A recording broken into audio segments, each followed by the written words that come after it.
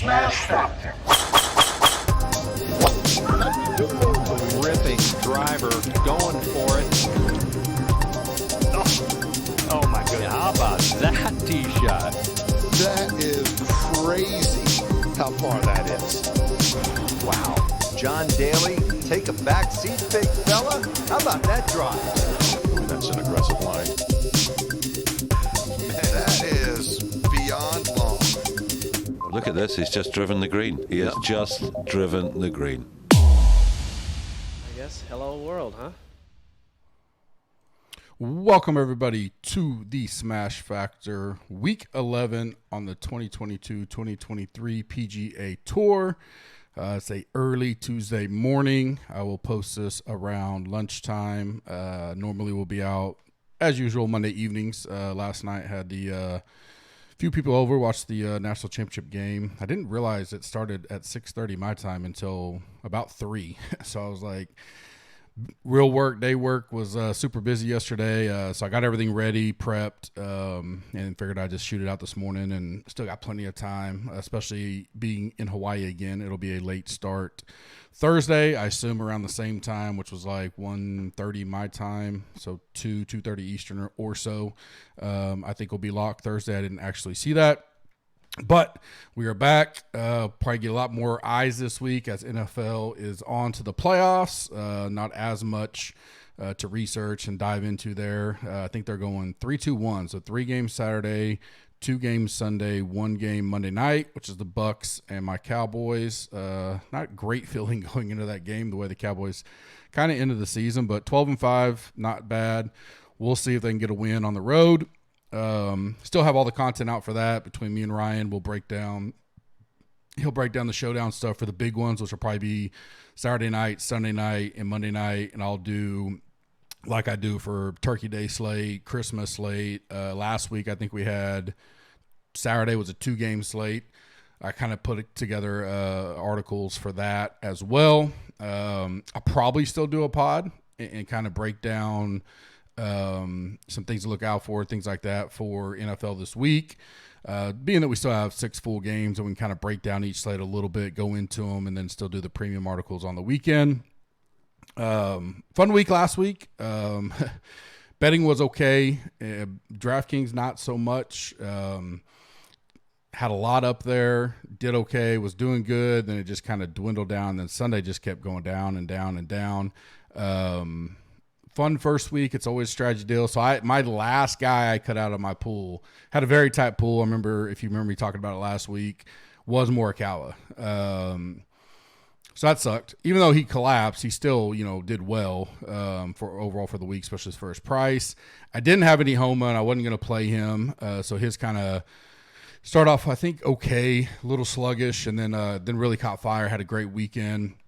So not having those two really hurt main slate, period. I had Scheffler, had, plenty of Tom Kim, had a lot of the really guys that were up there and was up. I was cashing everything going into Sunday and thought I could make some moves. Just didn't break the way anyway we needed at all. Had Rahm. So he helped some, Savage some of it. Showdown was like break even through all 4 days combined. Would win a little bit, lose a little bit, nothing crazy. Always a tough deal when you're, it's 39 guys you're trying to find.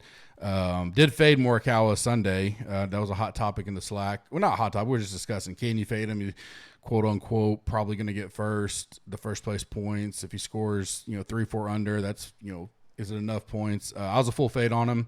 I was also a full fade on him, I think Friday or Saturday when he kind of went off. So I can't act like I was on it all the way, but some good leverages there. We've been doing Showdown longer than anybody really. So I'm looking forward to Showdown on there. They look like they're giving a little bit more contest. I'm interested to see what things look like post NFL, or even this week, right? So it's not a full big slate. Will they? Because they had some really good contests Thursday, Friday, Saturday, and then Sundays were terrible. Now I know NFL's there and all that, but at least gives hope that they'll have some better Showdown contests once we get NFL probably fully out, or we're down to very limited games on the weekend. So that'll be exciting. Betting, I went 5-3 on the matchups, made some profit there, but no outright, no first round leader this week. Nothing there to even sweat really on Sunday. Some shout outs. Johnny Friday, $10 into 3K on the 2-game NFL slate on Saturday. So that was awesome. Had a lot of that slate right. I was full fade on Mahomes, which worked out. I had all the pieces. They just didn't come together, and that happens sometimes. Still made a little bit of money on Saturday, but that's nice for Johnny. $10 into 3K. Making memories, our college football guru, Bobby, 4th place in the $1.20 max on PGA for the main slate. I think that was $300 on that. Good showing there. OG John, $30 into 630, including I think it was $30. It was very light. He went light that week. Did a satellite for a 555, so that included getting a 555 ticket. So congrats to him. I don't know which week he's going to use it, but it's a good hit as well. Promos right now, you can use Smash, get 20% off any package, includes a 7-day risk-free trial. Just click the link down below. Gupscorner.com. Use that code. You are locked in for life with your pricing as long as you remain a member. 7 days free. You can come check out now. You get all this week's golf. You'll get NBA going still with Dan. We'll get NFL breakdown. We still got that rolling. College football obviously ended last night in a very not so dramatic way. It was ugly. I was hoping TCU could just keep it somewhat competitive, kind of a 34-24, 34-21 type game, be around in the fourth quarter with a chance at the backdoor type cover, but that was nothing but that. It was a complete domination. Duggan had his worst game, started bad, never got going. It was just a brutal beating. Congrats to Georgia and all the fans out there. Rate and review us on iTunes. That'll get you into any drawings I do. Typically, I've always done them for like the players, the big majors, stuff like that. Going to see if it looks like they're going to have a Millie Maker for Riv. So may do one there, but for sure we'll do big giveaways for the players. That'll be like the first big one. And anytime you rate and review us, it goes a long way, helps us out, especially this time of year. Football starts dying down. PGA is growing in itself, DFS golf, fantasy golf, betting golf, all that. So this is time for us to get up on the charts. Subscribe and like this video on YouTube certainly helps. I did a short last week, learned how to do those. I'll be doing some of those as well. Leave a comment and tell me who you want to play in the 9K range. That'll get you into the drawings. Like I mentioned last week, I throw anytime you get a comment, it hits my email, has your name on it and all that. So I throw it all into one folder that gets you into the drawings in the future. I keep those. So favorite play in the 9K range, 4 guys in the 10K. So, a little bit more loaded, 8 guys there. Tell me who you like the most. Listener League is up. It is in the description. Click it. 200 this week. Let's fill it up fast. We'll keep growing it like we did last year. I think we got up to 750 for the Masters. 3 max. Limited break, flat payouts as usual. So I'll have our first Listener League winner review next week. So click that. Let's get it full. I think it was about 25% full already, which is awesome because I hadn't even done a show yet. Let's get that full. Try to fill it by tomorrow or tonight, tomorrow. Make it early. We don't want to be at the last minute trying to fill it. That won't be good to try to grow it. Course preview, Walleye Country Club. Always, you can go check out Kenny's full article on the site. He does a breakdown on his podcast as well. Par 70, 7,000-ish yards, 4 par 3s, 2 par 5s, 12 par 4s. The par 5s are 2 of the easiest. Most guys can get there. So you got to take advantage of those, but there's not a whole lot. I don't really look at a whole lot into them this week. I mean, we got 12 par 4s. That's really going to be a key focus for the week. Average size greens, Bermuda grass, fairly flat. Wind can cause some havoc around here a little bit. Similar to last week, definitely tougher overall scoring here. It won't be, it's not as wide open off the tee. It's probably the biggest still. So, you got to have good off the tee, good drive, stuff like that.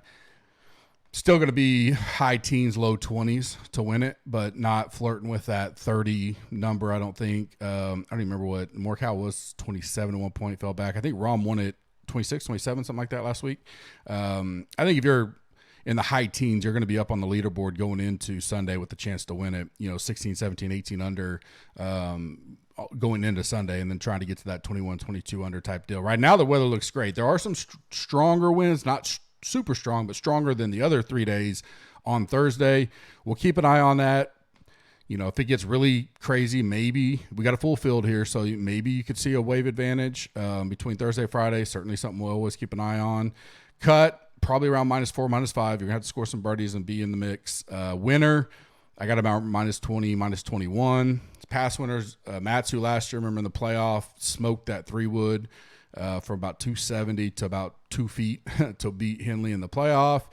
Nas won here. Cam Smith in a tough year. I think those strong wins, 11 under. Outside of Smith, it's been 23, 21, 22, 17, 27, 20, 23. So you can kind of see the winners. Kuchar, JT, Jimmy Walker back-to-back. Henley won it 9 years ago, and he runner-up last year. Chris Kirk, Neiman runner-ups. Steele runner-up. Steele also, maybe he didn't win it. He maybe runner-up twice. James Hahn, Rose. So you can kind of, Scott Piercy, runner-up. Chris Kirk, 2-time runner-up. So you can kind of see, you don't have to be great off the tee or big, powerful, anything like that. Several different types can win this for sure. Key stats I'm looking at: good drives, great approach, birdie or better, stroke gain irons, opportunities inside 18 feet, and par 4 DK scoring. Think that'll be, like I said, there's 12 par 4s, so we definitely want to take a look at that. New to the course since 2017, 34 of the guys. I think we're at 135-ish or so, 136, somewhere around there this week. So full field, but not as max could be, I think, mainly because of daylight. But 34 have never seen the course. So it's a course where, good course history does matter. But I've seen guys, we'll see it as we go through the, field here, easily can miss a cut coming off, 2 top 5s. I think Steele's done that. We see miscut, and then a 5th, so it doesn't mean you can't do well if you've had bad history here, but, probably a slight bump to it, nothing crazy. 4 guys in the 10K, 8 guys in the 9K, 9 guys in the 8K, 35 guys in the 7K, 79 guys in the 6K. Fairly flat pricing, nothing crazy. Tom Kim 10-5, Sung Jae 10-3, Matsu 10-1, and then Spieth 10 flat. So I don't want to say it's, easy, soft pricing per se, but, you can make builds work and not really have to get down into the 6K range. We got 79 guys down there. It's a big chunk of the field that if you cut that out, you're really looking at about 45, 50 guys to sift through, and then maybe a few down there in the 6K range. Sweet 16, normal format today. Give you 3 guys I like, a bubble boy in each salary range. Fade of the week, sleeper of the week, some gut feel plays, betting top 5 that pop, and 2 long shots provided by Price Picks and Underdog. Then I'll give you leans on one and done for now, and then I'll finalize that on Wednesday when I do the final thoughts. Then we'll get out here, kind of keep it right to the point. Try to be around that 30, 40-minute mark. I know there's a ton of content out there. This is now, I think, 6th year I've been doing the pod. Started the site 5 years ago, and then went full into the site 4 years ago. 2019 is when we went all in on it. So appreciate all the support. Looking to grow big this year, especially in the PGA world. Did a lot of the beta talk and discussion with Bobby behind the scenes on the new tools. Can't wait for you guys to see those. Really overhaul and enhancing the golf tools. They'll roll out probably by next week, I would assume. And then we'll continue to add to it and build to it as we keep going. But the base foundation of the new overhaul will probably roll out next week, maybe 2 weeks at worst case. We want to make sure it's, obviously good and tested and everything before it goes out.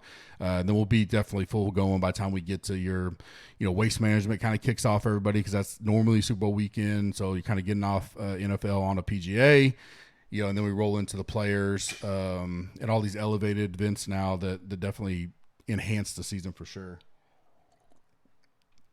It's almost like a true cup with gut this morning. Early, get this out, got to go to the gym, and then start working. So 9K and above, I like Tom Kim, just going to stick with him. Be interested to see what the ownership looks like this week. You don't have your Rahms, your Schefflers, all that kind of stuff, not even Rory, even though he wasn't there last week. But, that was kind of the big discussion. Rahm was going to be 40% owned. You only had 39 guys, so ownership was going to be, tight as anyways. Bigger field this week, a lot bigger field, many ways to get different. Things will be spread out some. With him being the highest price, I'm interested to see, do people keep riding with him? He's number one in my model, number one in recent form, fourth in putting, seventh in stats. Birdie or better, he's second. Irons first. Opportunities inside 18 feet first. Par 4 DK scoring 12th, fifth last week. Good drives. He's not great, and that's mainly because of his length. But he can get in the fairway. He's won and played well at many different type of courses. So I'm hoping he just doesn't get talked up. He'll get talked up, but not where he's super chalk. Especially with Sungjae, $200 less. I think Sungjae may get more of that ownership. He's actually gotten one of the rare times you see a guy get worse here every year. So 4 years ago, he got 16th and 21st and 56th and miscut. I may be off Sungjae this week and hoping that he's higher owned and I can get Kim. But regardless, I definitely like Kim this week. 10-5 is plenty good pricing, plenty of ways to build. It's nothing crazy this week at all. Next up, I like Connors, fourth in the model, 18th last week. Started a little slow. You felt like he got his rust off, finished better. Great showings here, a 39th, a 3rd, a 12th, and 11th. 18th last week, like I said. Stats look great. He's third in the field overall in stats, 8th in recent form, 7th in course fit. Putting's always his neutralizer, but he's a little bit worse than mid-pack, which is an improvement for him. 72nd overall. 14th in irons, 6th in good drives, 10th in opportunities. Probably the birdie or better rates, probably the one black eye for it, 63rd in the field. Everything else, he's top 26 or better. So I don't mind Connors this week. Price looks good. Potential bet as well. Next will be Spieth. I think these two, Spieth and Matsu. So Spieth's my last one in, and then Matsu is the bubble boy. Mainly probably ownership-wise to see who gets the ownership. Matsu, obviously defending champ. Before that, he's made the cut 5 years that he's played it, 27th, 51st, 12th, 19th, 1st. 21st last week, he's one that, I did play in Showdown. As the week went along, you could see him getting better and better. He finished pretty decent. Obviously 21st is kind of mid-pack, but you felt like he got his rust off for sure and could come out here and look good this week, no doubt. Didn't see any issues with injuries, stuff like that. But because of that, maybe he's got more ownership. I don't know. I could wind up playing both these guys, but I like Spieth. I think he looked good, looked sharp at times, a little faulty at times. But overall, 13th last week. He hasn't played this since 2019, but the 3 years prior to that, a 3rd and 18th, and then he did have a miscut. So a little bit of good and bad there. He can certainly win this. I think he's going to have a much better year overall this year. He's second in course fit overall, 13th in stats. His putting is actually not great just because he struggled with the putter. So if he can get that going or get a little bit of, he always has a little bit of that luck box going on that I don't mind him at 10K, especially if he winds up being significantly less owned with Matsu being 10-1. And then you got like Hoagie, who I think will be super chalky this week with his performance last week at 9,900. Maybe Spieth gets squeezed out and we get some low ownership there. And Hoagie himself, I'm not on him right now. Mixed results here. A 3rd, a miscut, a 12th, a miscut, a miscut. Obviously looked really good last week. He did fly to the TCU game last night. We don't have to worry about a hangover. I'm sure maybe a disappointed hangover, but not a partying one. I'm sure he flew back late last night or this morning and ready to get going. Not really factoring that in. Me for Hoagie will come down to what's his ownership look like. I'm not going to play a super chalky, talked up Hoagie at $9,900 this week. There's other options I'd rather go to. 8K range, Cam Davis. I'm going to play him a lot. I always play him a lot. One of my favorites in general. Makes the cut. He's got super upside. He can outscore his position as good as anybody. Price feels really good, actually. I would have kind of maybe thought in the 9K range, but 8,500, I'll take it. Decent results here, a miscut, and then a 9th, 31st, 27th. So if we can get top 25 upside with him, top 20, or maybe he finishes 27th and he scores in the top 12 type of deal. It's all about the DK scoring more than anything. He's a guy that definitely can do that. Birdie or better, he's 5th. Opportunities at 18 feet, he's 6th. Par 4 DK scoring 8th. 10th in stroke gain irons. A lot to like about him. A lot of green signs on him. I like him a lot this week. He'll probably wind up being a core play for me. Keith Mitchell, $8,300. Another guy with pretty good results here. 25th, 16th miscut, 14th, 7th. So 4 top 25s or better. with one missed cut. I like that a lot. He did play a lot in the fall, had a missed cut at Mayakoba, 9th at Houston, 39th at RSM. He's number one in the field in good drives. Certainly can get hot with the putter. He's 50th, which, a little bit above average. 8th in course fit history, 24th in recent form. Lots to like about him. 39th in birdie or better. Some of the stats are just average, which is fine. I mean, at 8,300, I just need him flirting with, again, top 25 or better. 4 out of 5 years he's been here with only one missed cut. I'll take some chances on Mitchell this week. KH Lee, he was a guy that I kept going after last week and did not do well in matchups. I went 5-3 in matchups. I think 2 of them I lost going against him. So I learned my lesson there. He was a good showdown play at times as well. Ironically, I had plenty of him in the main slate, so I'd liked him for the week. I just, tried to pick on him, and that didn't go too well last week. Okay results here, nothing great, and maybe that hurts him a little bit. Looked really good last week, finished 7th, 42nd at Mayakoba, so he played a little bit in the fall. He played last week, top 10 finish. Stats-wise, he's 37th or better in all 6 of the major stats I'm looking at.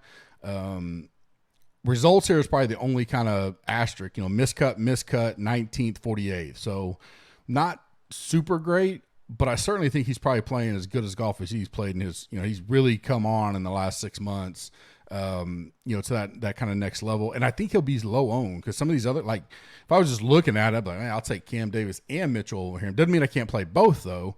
And I think people will look below him and go, there's a lot of guys I like or think he's on the same level. So maybe we get a low own occasionally, and that's kind of why I got him there. JJ Spawn, not a guy I play a lot. Did play him last week because Kenny and I went into deep discussion on the E9 premium member chat Wednesday night.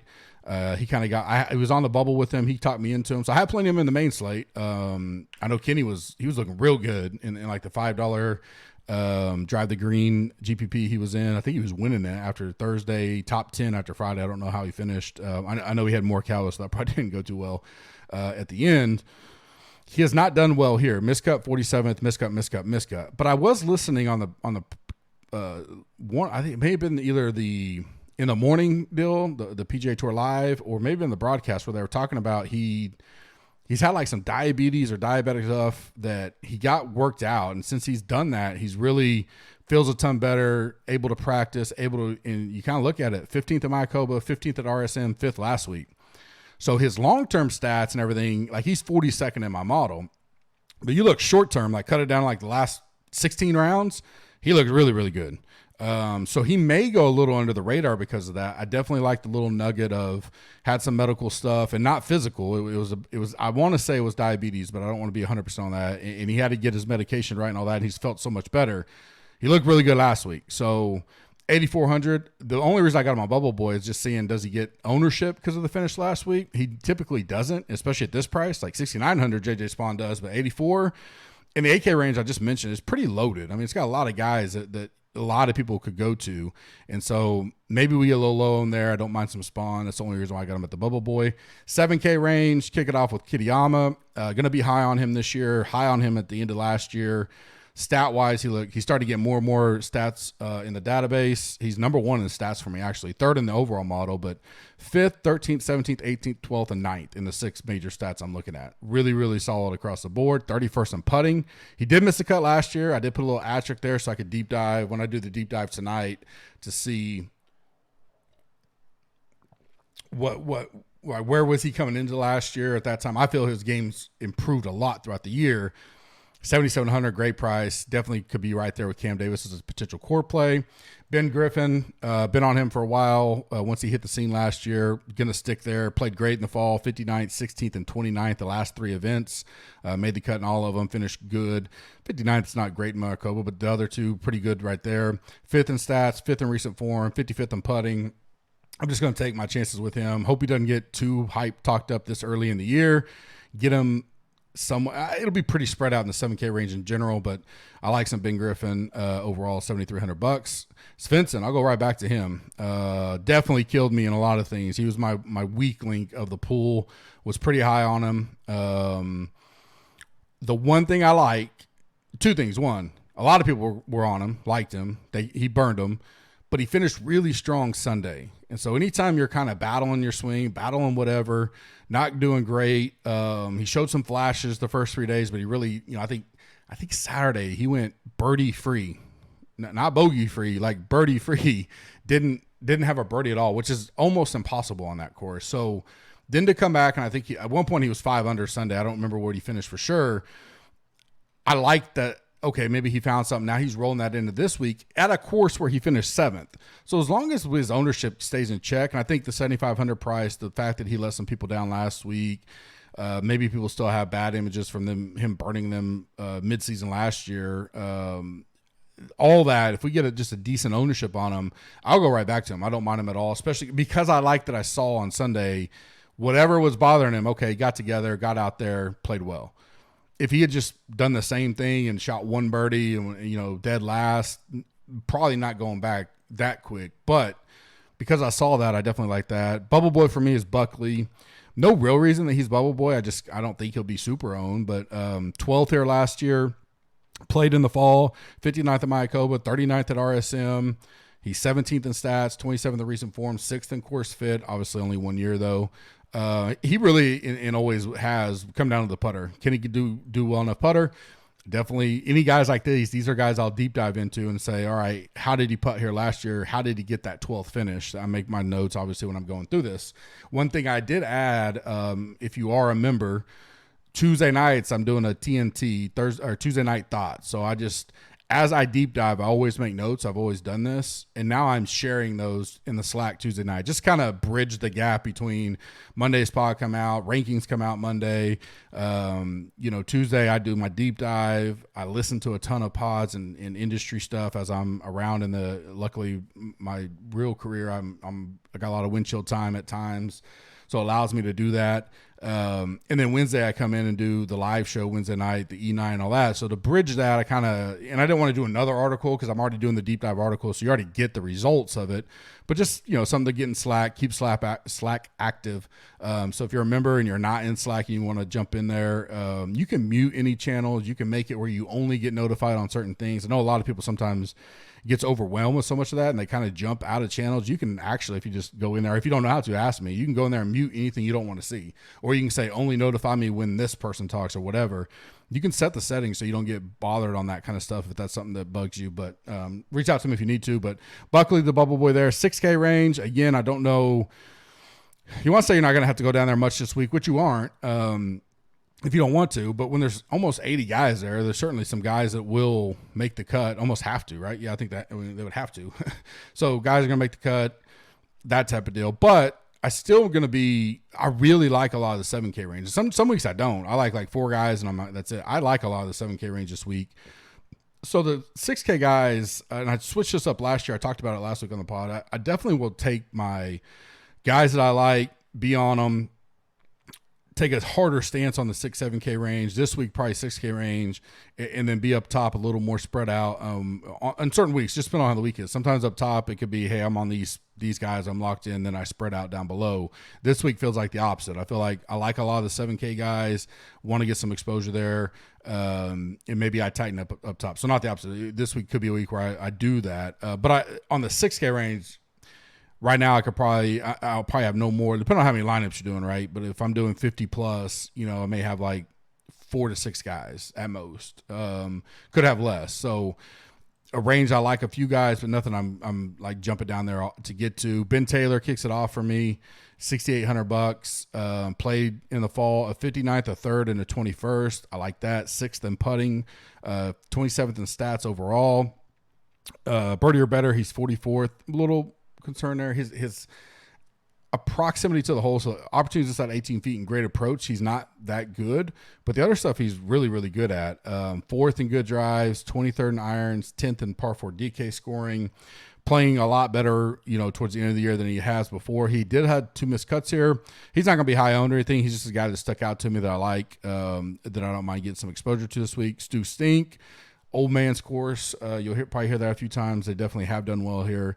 5 straight made cuts and 5 straight 36th or better here. So $6,900. 36 is a worst case for him.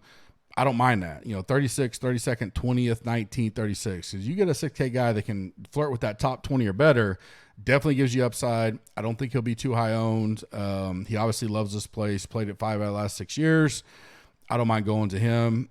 Scott Piercy, another guy I don't mind going to. I think his game's improved in general. He still has up and downs, a little bit of a roller coaster. Had made 4 straight cuts here, a 57th, 25th, 33rd, and a 45th before missing the cut in 2021. Played in the fall, a 32nd at Mayakoba, 16th at Houston, then a missed cut at RSM. He's just solid. Nothing great. He is 26th in putting in the field, so but everything at 34th in stats, 37th in course fit. But again, $6,800. I just want a guy make the cut, give me a chance at potential top 30 or better. That's the kind of guys I'm looking for.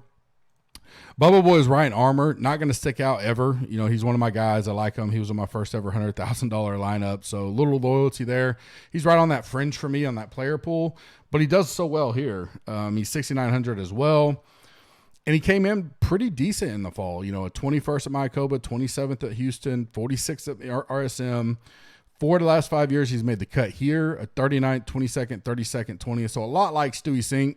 Only reason why I have him on the Bubble Boy is, his overall stats and everything don't rate out quite as good as like a Sink. So if I only had to pick one, I would lean Sink right now. He rates out much better overall, but I'm certainly not ruling Armour out of the pool. Fade of the week. So this is just me attempting, and I kind of finalize these things on Wednesday on the Cup with Gup podcast where I do the little final thoughts. It's 15, 20-minute pod on Wednesday.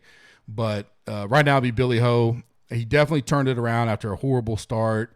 But I still felt like he was like not great overall. Like still battling some things, rust, whatever. At that price, I don't think he'll get ownership per se. Decently, I guess he could. He didn't finish, but he's got decent results here. A 7th and a 36th the last 2 years. He's 23rd in putting, so he's got enough there. But just up top, price wise, he's a guy that I don't want to play this week. When I get to Wednesday, I normally give, once I get ownership, digest all that and get it. I'll give a higher own guy that I want to be off of once we kind of get all that information. But a guy that's higher priced right now, he's one that I would eliminate. Sleeper of the week, Robbie Shelton, 7,000. Potential bet as well. Rates out 20th overall for me, 35th in stats, 10th in recent form. He's got a 25th here and a miscut, so a little bit of a yin and yang roller coaster type finishes. I'll go look at those, see what was the differences in the year, especially on events like this, because a lot of these guys, when you get -4, -5, -6 to make the cut, sometimes these guys, shoot -5 and miss the cut. And so he's got a 25th and a miscut. I go, all right, what did he do in the miscut? He maybe went off and shot 4 under, which isn't horrible, so I'm not knocking him for that. Now, sometimes he could be like +3, and you go, all right, what was the difference in the 2 years? But came in pretty good form, 10th at the RSM, 52nd at the Houston. He's 2nd in stroke gain irons, 24th in birdie or better, 7th in par 4 DK scoring, 43rd in putting. So, a lot of really good things there at that price, the 7K price. I don't mind him. I don't think he'll be too talked up or owned this week. So he's a sleeper of the week for me. For the week. Gut feel plays, I like Woodland, 7,600. Showed some life there at Houston. Maybe he finally he finished 9th. Maybe he's finally getting healthy, on the right page. That price is good. Hasn't played here since 2019, but 2 years prior to that, he finished 6th and 7th. So it's got some good results here. He's 16th in course fit model overall. I don't mind him. Steven Yeager, guy I played a lot in the fall. Go right back to him. He's got 2 made cuts. He did miss a cut last year here, a 9th at Houston, 46th at RSM.